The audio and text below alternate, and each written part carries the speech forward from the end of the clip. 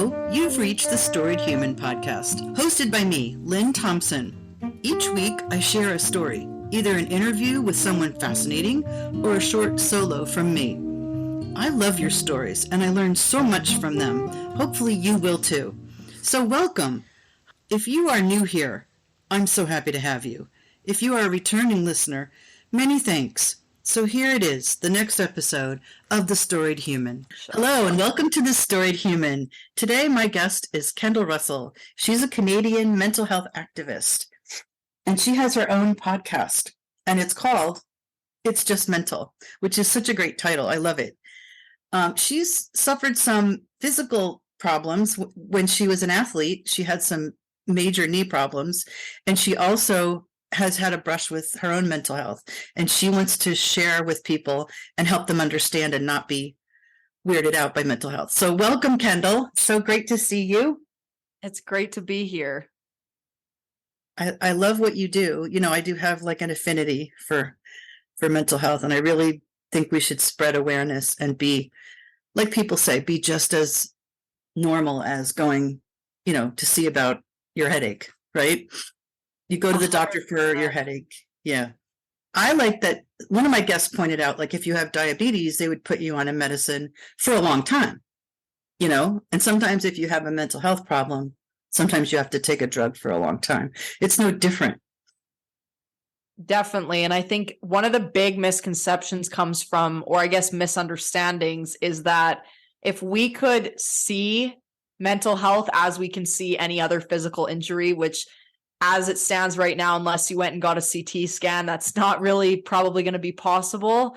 I think people would have a greater empathy or sympathy for what you're going through if it was something visible that could be tracked with data or statistics, and sure, there's statistics out there, but it's not like a broken bone. It's not like a twisted ankle or any of those things. It can't be seen physically, and so a lot of people just can't have empathy for that or just can't understand it.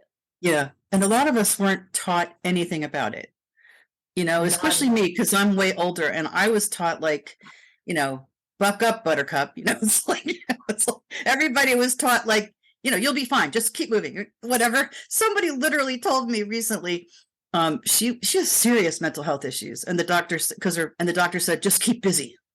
I was like, just keep busy. Just bury it down and hope it doesn't come back up. Oh my gosh. I know. Yeah. So you're working to, you're up against the tide of all kinds of misunderstanding. What kind of people do you interview on your podcast? It's Just Mental. I love that title.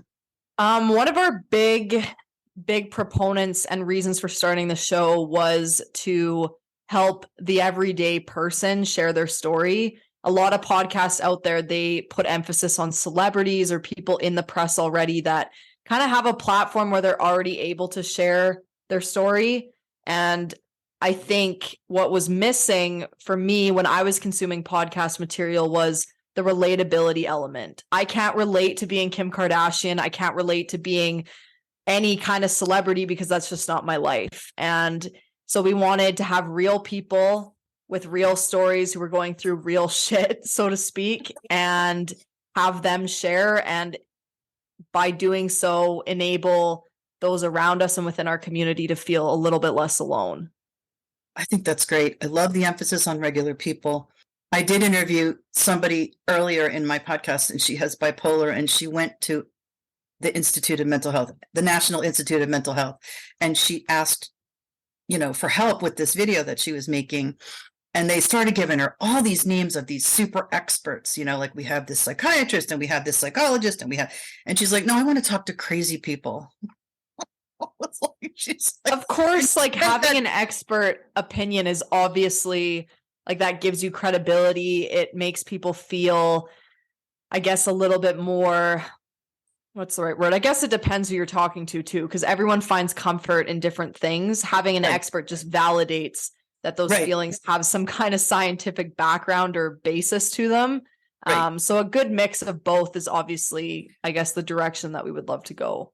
But her feeling was there were tons of experts. Like I've looked up stuff and there's tons of stuff, WebMD and there's the Mayo Clinic, and there's psychological centers, and there's psychiatric centers. There's a lot of expert advice out there. And what she wanted was like a chat, what it's really like, what it feels like. And I think that really makes people understand, like what people go through and what it feels like. I mean, both are needed, right?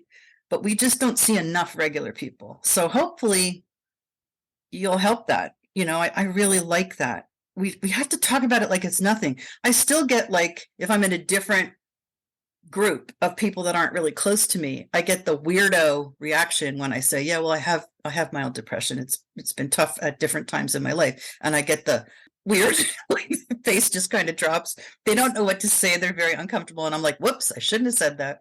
Not with this group, but I want that to be normal someday. I want that to be regular. Like, I sprained my ankle and I'm feeling depressed. It should be both. I 100% agree. And I think a big part of that comes down to, we have been for so long. I know you touched on this idea of our parents, like my parents' generation. It was not a thing that you talked about. It was almost like an embarrassment or a flaw to who you were as a person to be depressed or to have anxiety. And so when those things got brought up, it was not a matter of how can I support you? It's, well, you're going to be fine. And that's it. That's it. And when I grew up as a competitive athlete, so everything in my life was always, well, that's just the way it is. You got to just keep pushing. Don't stop. Don't give up. Just keep going. And that kind of bred this instinctual response in me, especially when dealing with my mental health, that, okay, well, it's not going to get any better. So let's just shove it down deep into the crevice of the unknown and just hope it doesn't resurface and cause more problems. And I think that's really interesting because you were a serious athlete. And so you had that sort of model, like, you tough it out, you just keep going. The ones who achieve great things, they go the extra mile. And so that you applied that to your mental health, which, it doesn't always work that way.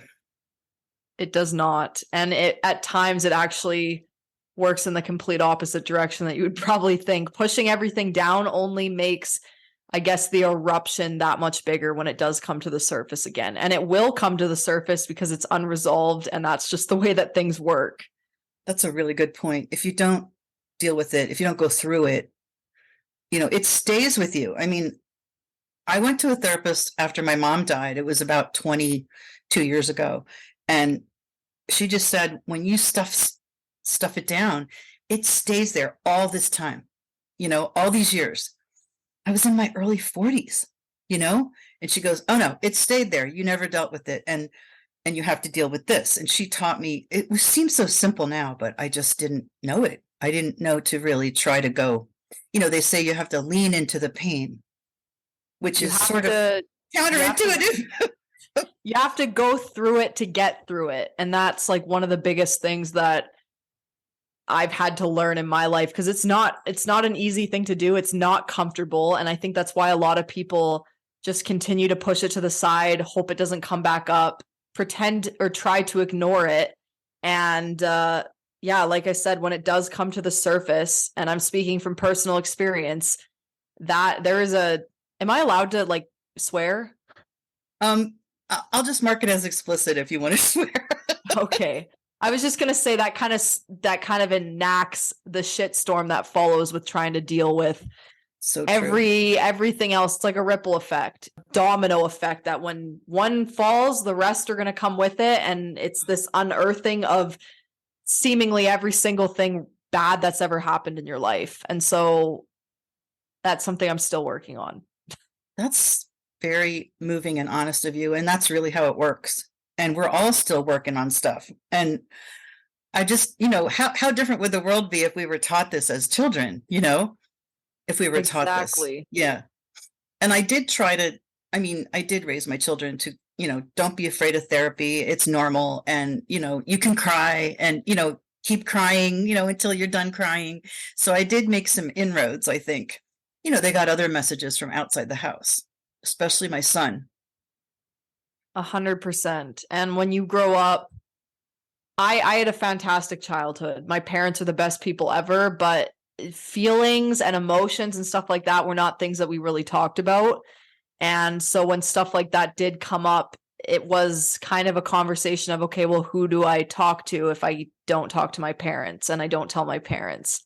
And what ended up happening with me is I kind of just went off the deep end, choosing to deal with it in unhealthy ways, which is looking back, obviously it's a Band-Aid for a much deeper issue. And I think that's what drives a lot of people, especially young people, to alcohol and partying, because it's the ability to numb out what's going on inside that you don't want or don't have the capacity to deal with. And it's easier to do that than to face this horrendous, like sometimes what you're feeling inside and what you're thinking about yourself is worse than what you could potentially be doing to numb that.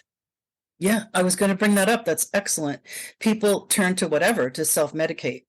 It's like they don't know that maybe talking about it with a professional would help them, or talking about it with, somebody who's a friend, or finding some place to be where you can talk about it and work on it. So instead I drank too much and I smoked too. And it worked. They said a lot of people who smoke have low level depression, and the nicotine just like pops them up just enough to feel better. So it actually works, although you're risking lung cancer. So I did quit like 30 years ago. Thank God. It's like 32 years ago. But it's so sad to see that, because you see people in a habit of going out and drinking a lot more than the rest of their crowd. And there's probably pain behind that. There's probably something going on. There's something. And I think for me, especially, it was a matter of, okay, if I can just make other people laugh, if I can focus my attention on other places where the attention isn't on me and my problems, then I've averted a crisis in itself just by doing that. I don't have to talk about how I feel because that's uncomfortable. It sucks. It's painful. And the alcohol just made it easier. It just made it easier. And I'm not proud of that time of my life, but I think sometimes you just got to do what you got to do to survive and get through shit, because life is not easy. I totally hear you. And it works, it's not good for us, but it works. I had a friend who actually said that to me once. She said, Kendal, I don't think what we do to get through mental health sometimes should be looked at as a negative thing, because at the end of the day, you're just trying to survive. And what is the alternative if you don't do that? I think that often gets lost in translation too. Obviously, there's better ways, but if that's going to keep you alive and that's going to keep you on going to the next day, then I don't think it's necessarily as bad as we make it seem. Nobody's perfect either. Nobody's perfect. We're all doing the best we can. Exactly. So how did you get better? What finally happened for you after that big implosion? You sound like you really had a moment, like a dark night of the soul. I have struggled with depression and anxiety my entire life. It kind of came to a head in my sophomore year of high school. I was gearing up to be recruited, which had been a goal of mine since, I don't know, I can't remember a time where I wasn't planning on playing after high school. And I ended up tearing my ACL during that year, which was in itself an identity crisis. So that was something I was dealing with on top of all of the depression and the anxiety. Went through a really rough spot. That's when all the drinking happened, and went away to university. A couple years later, I had a realization that what was I doing here? Like, what was my point in doing all of this? And how was I going to make positive changes to get better? Because I wasn't happy with the life I was living. I was miserable, actually. And it took a very long time. Like, I would say probably within the last year, I've finally started to feel like myself, feel happy again. And it's been a lot of digging up past experiences, finding out why certain things affected me the way that they did, because there always is a reason, whether you want to believe it or not, why you react or why you do things a certain way. And so digging into that and trying to heal those aspects of my life has been crucial in, I guess, coming to this place of feeling a little bit more healed. That's a great story. So what would you recommend to other people? Like what have you learned? What should they do if they feel like they're struggling? Number one, reach out to someone. I know everyone says that. It's cliche as all can be, but those people, and I'm not saying just reach out to anybody. You need to have a close support or a friend, Yeah. even if it's a therapist in the beginning, who at the very least can sit with you and feel heard. One of the biggest problems that I'm still dealing with to date is this idea of every time I've gone to somebody for help, it's almost like I am invisible. And so this idea of finding a circle of people that I know I can go to and their ears are open has been instrumental. And then also just focusing on my health, my fitness, eating properly has been huge too. But yeah, those are I would say the friend group and the relationship aspect of going through something like that is the most important part of it. That's wonderful advice. I really like how you emphasized reach out to someone, because that is so hard to do, but it's crucial.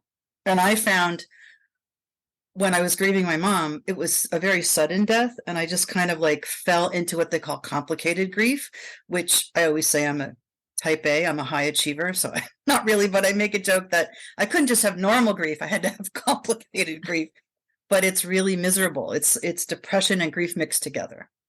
I learned through the therapist how to feel my feelings, which sounds so basic, but I didn't reach out to the therapist right away. And I like to be alone. I enjoy my alone time.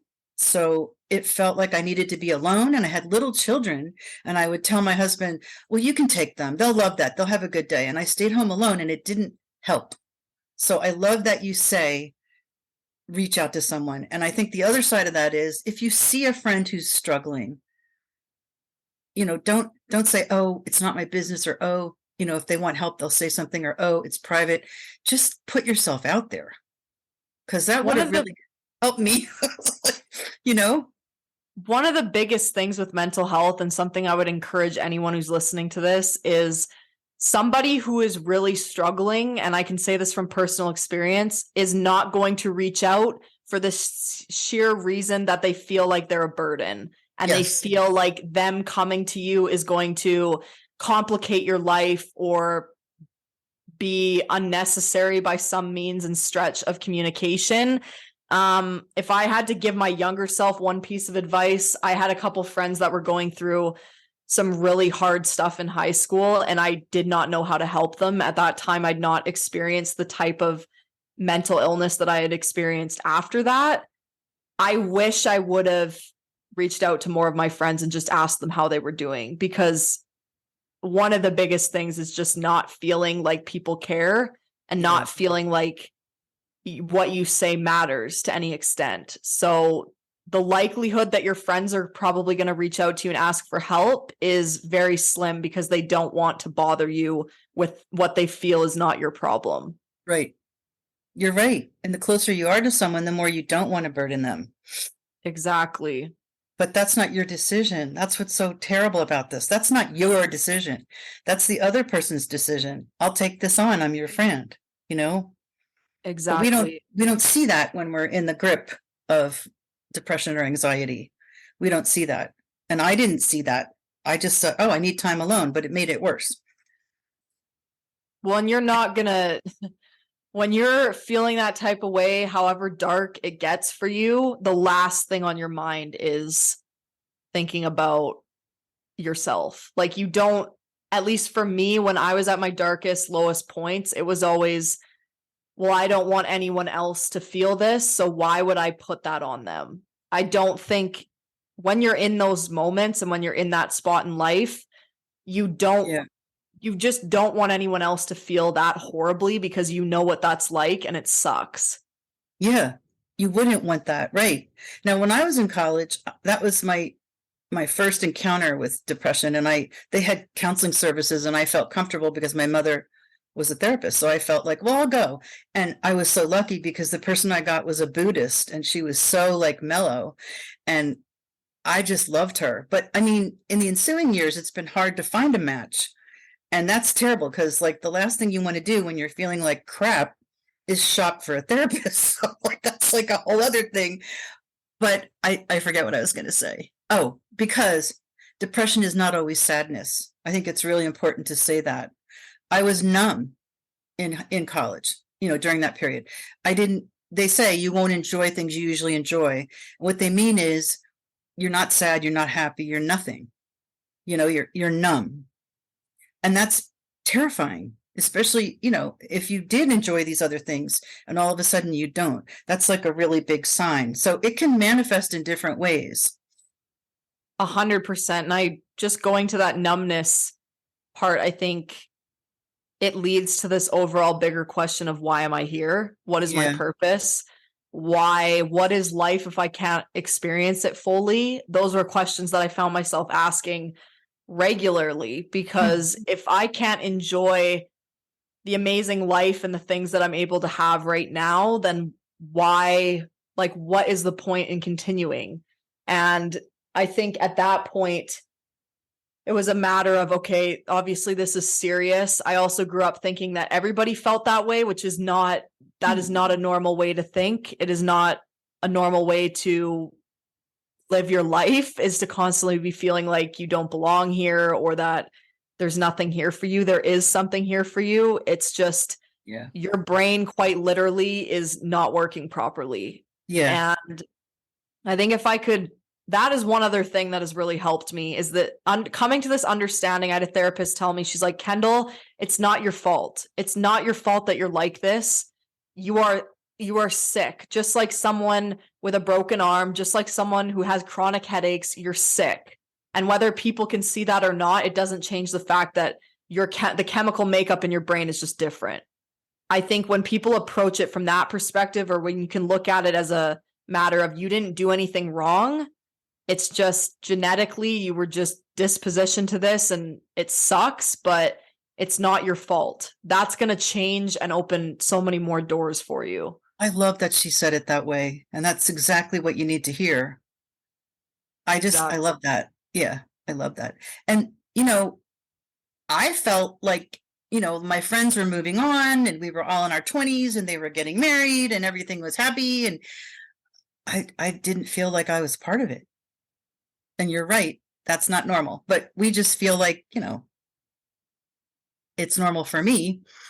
And eventually I got help.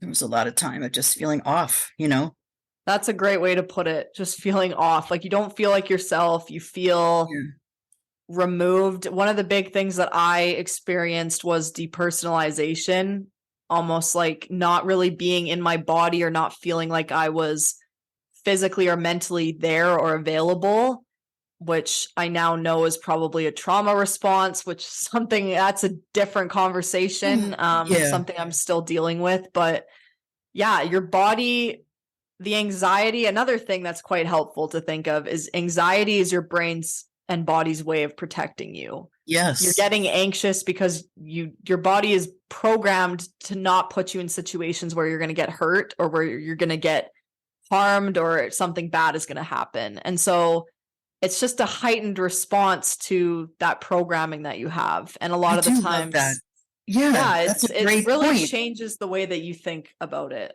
Yeah. It's a normal response that maybe some of us have too much of. Yeah. Exactly. Definitely. I mean, I do feel good that I see more and more like tips, on the internet, like, 5 things you can do if you're having a panic attack or a feeling of anxiety. So I think there's discussions that are happening, but we need, we need more, like you said. We definitely need more. Exactly.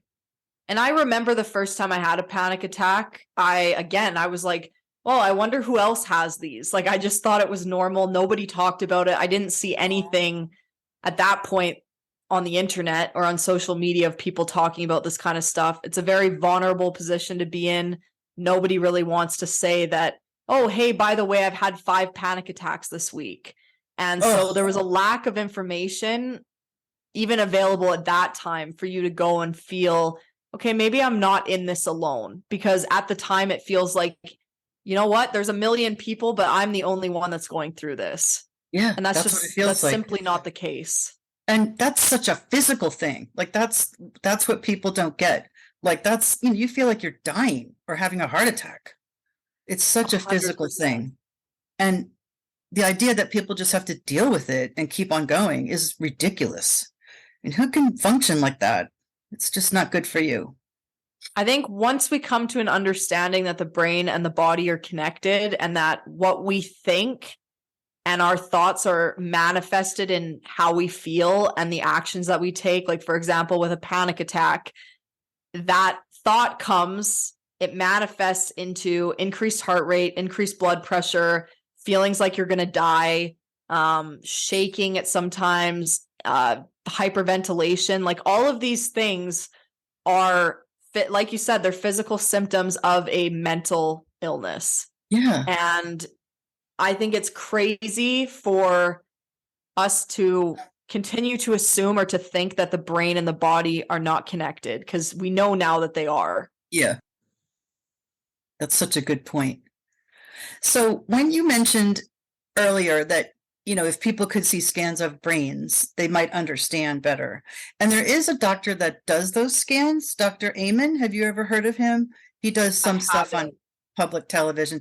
He's kind of controversial. He's like a psychiatrist that really believes in brain scans, but I think he's done wonderful work with like football players. And he shows that part of what happens when you get concussions over and over is you get depressed. It's physical. He can see it in the brain. And so I think that if more people, if we go that direction, people will start to understand, like you said, you have an illness, I have an illness, my chemistry doesn't work quite right in my brain. And I overreact. I definitely overreact. And I get depressed. And I've noticed too, like you start to figure out how to manage. Like I can't spend too many days at home. That doesn't work. Yes. I've noticed like if, one bad thing comes along, I can handle it. Two bad things, can handle it.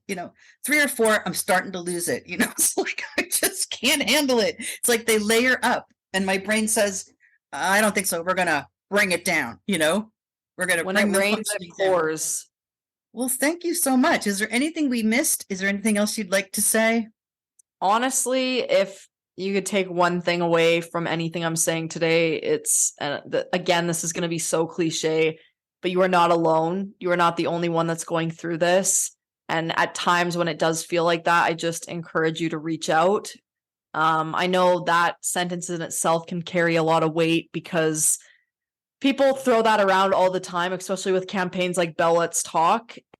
It's almost like that's just what you're supposed to say when someone's going through something. But do you really have the capacity to take that on? That's a different conversation. Yes. So reach out, know that you're not alone, and there is a community of people out there that wants to support you. You just have to find them.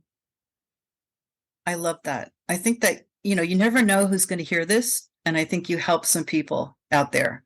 Maybe they realized something that they needed to realize. So thank you so much. I love talking to you. I'm going to put all your stuff in the show notes, and we're going to put the link to the podcast. It's Just Mental, which is a great name. I love that. And thank you. And you'll send me your website and other ways that you would want people to get in touch with you. Of course. Yeah, for sure. I can do that. And best of luck with the podcast. I think you're headed in a wonderful direction. We really need it.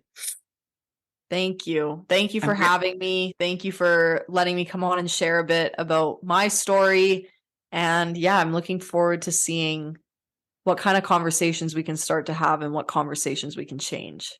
I can't wait to listen to your stuff. Thank you so much. Thank you very much for having me.